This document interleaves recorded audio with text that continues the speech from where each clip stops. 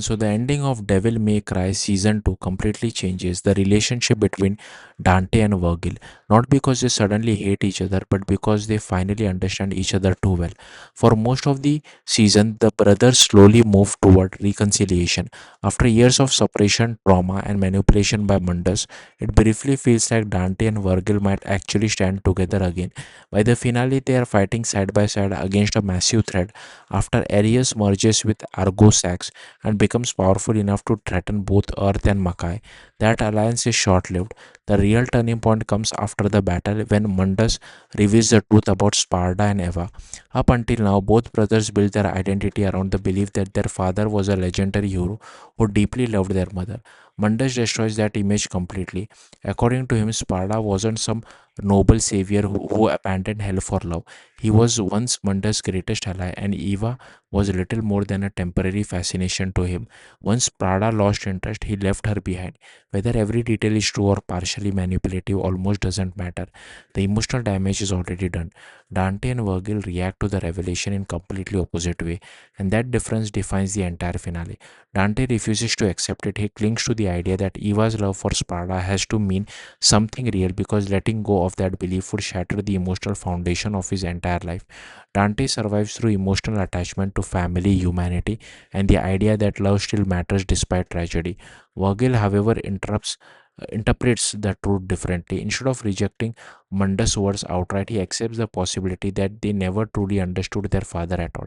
To Virgil, power has always been the only reliable protection against suffering. Every traumatic event in his life reinforced that belief.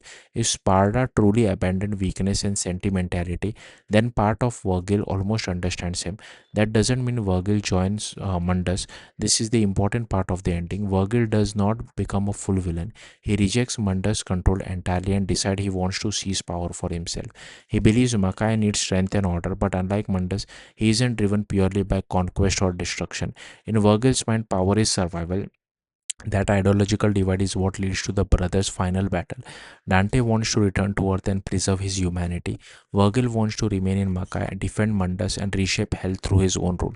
Neither brother can fully convince the other, and honestly, that makes the fight tragic rather than heroic. This isn't really a battle about winning, it's about grief, identity, and two people coping with trauma in completely incompatible ways. Dante still believes emotional connection gives life meaning.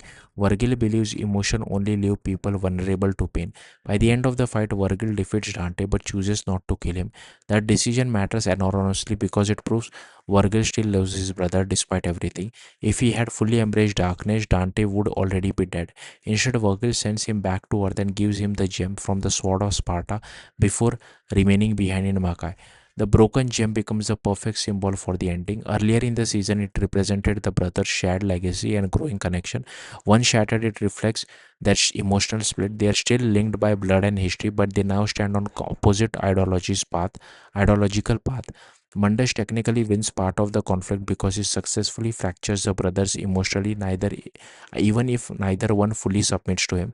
His revelation about Sparta destroys the fragile reconciliation Dante and Virgil were building towards. At the same time, Mundus also loses control of Virgil entirely.